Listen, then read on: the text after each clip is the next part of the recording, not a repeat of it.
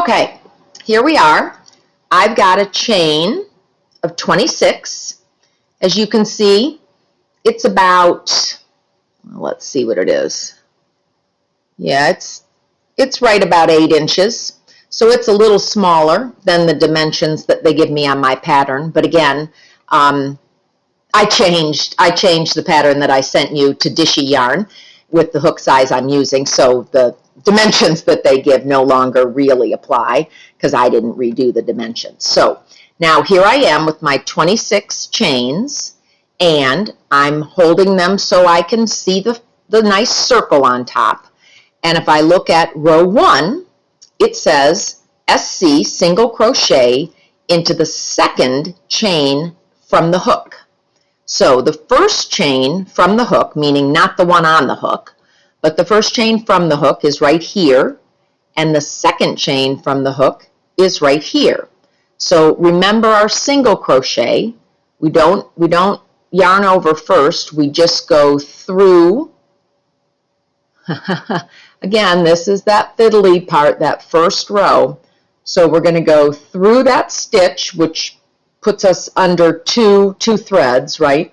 We're going to yarn over, pull through, and remember I'm getting a hold of my work so I don't get all twisty. And then I have 2 yarns on my hook. I'm going to yarn over, pull through 2. So there's my first single crochet.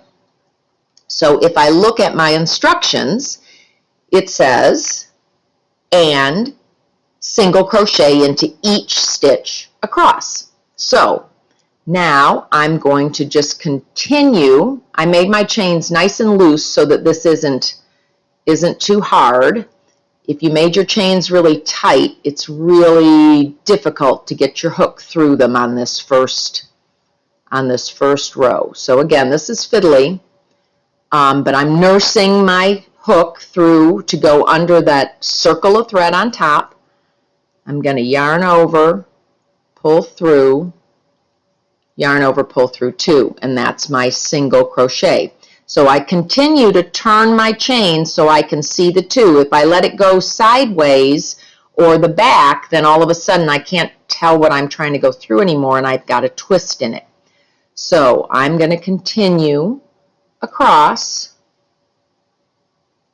and do single crochets into each chain. So I continue to adjust my fingers. Well, that's a loose one. Continue to adjust my fingers and grab hold of my work so that I can see what I'm doing, get my hook into the right place, hold on to things so that when I pull through, I'm not all twisted. And as you can see, I'm starting to build a little height to my chain. So I'm going to pause and continue toward the end, and I'll be back in a second. Okay, we're back. I'm almost to the end. As you can see, as I straighten it out, untwist, I've got a single crochet all the way across, and I've got just 3 more stitches to do. So I'm going to come in and finish those 3, and again, I promise this is the worst row, is going into this chain. It's just so fiddly. But everything after this is so much easier. So I'm going to go into, whoops, that one, and then I have just 2 more, and I'm going to go into those last 2. There's not much to hold on to when you're down to the end, but keep a hold so you don't lose control. I'm going to go into that what was my very first stitch, the one that's in the slip knot. You can feel that knot there. And I'm going to finish that chain, and there we go, or excuse me, that single crochet, and there we go. I've got my first row of single crochets. Now, you remember, if I'm going to lay my work down, I always just pull and make that loop really big so it can't come apart. easily. I can't drop a stitch. So I just yanked that loop out so it wouldn't come apart so I could lay my work down. But it says 25 stitches on the pattern. So let's count and make sure that we did this right. Again, you see the little loop of 2, right? That's the top. That's my stitch.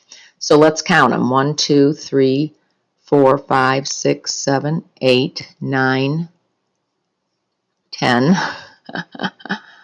11, 12, 13, 14, 15, 16. It's all twisty. 17, 18, 19, 20. 21, 22, 23, 24, 25. So there we go.